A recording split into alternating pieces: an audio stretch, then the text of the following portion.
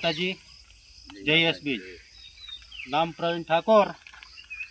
આપણે માતર તાલુકાનું એક વાસણા ગામ છે, ત્યાં આગળ ગિલોડીના ફાર્મમાં એક આપણે સંજયભાઈ સાહેબ કરીને છે. તેમને શરૂઆતમાંથી બે બેગ સોયલર ખાતર કેટલા વીઘા છે?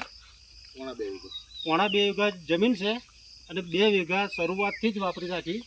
અને ગલોડી અત્યારે કમસે કમ આખા ગામમાં પણ કોઈની નહીં, આખા તાલુકામાં કહેવાય, આખા તાલુકામાં પણ કોઈની એવી ગલોડી નહીં. એવું આપણું યસ બીજ કંપનીનું સોયલર ખાતરથી આ ગલોડી મિત્રો પણ તમે જોઈ શકો છો.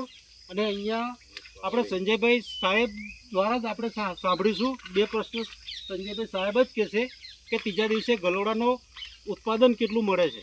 સંજયભાઈ સાહેબ બોલો. યસ બીજ સોયલર ખાતર બરાબર. યસ બીજ વાપરવાથી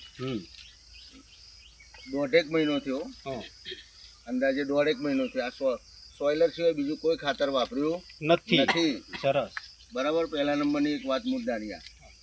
પછી આજે બી ડિમાન્ડ એટલી છે મોડવાની. પછી એનો ઉતારો કેટલો આવે છે ત્રીજા દિવસે? ત્રીજા દિવસે 140 કિલો.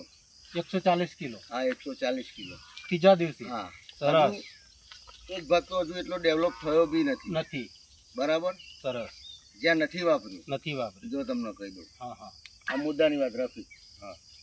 જે પેલો ભાગ છે ને એની અંદર યસ બીજ નહીં આવ્યું.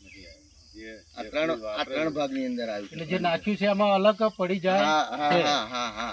હા, આ વાત ખરી. જોઈ શકો છો ખેડૂત મિત્ર, અહીંયા સંજય સાહેબ જાતે જ છે અને જાતે જ કહે છે કે મારી વાડી 140 કિલો ત્રીજા દિવસે માલ પણ નીકળે છે.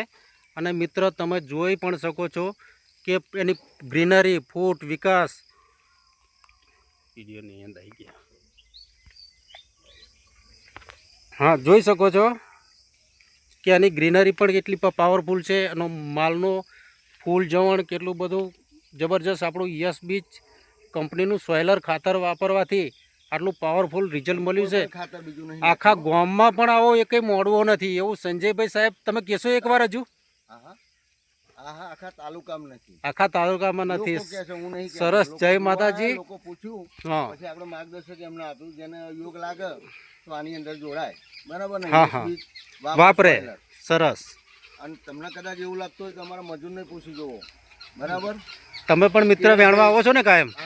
ગલોડા આટલા સંજયભાઈ સાહેબ કે છે એટલા નેકરે જ છે ને. સરસ. જય માતાજી, જય યસ બીજ.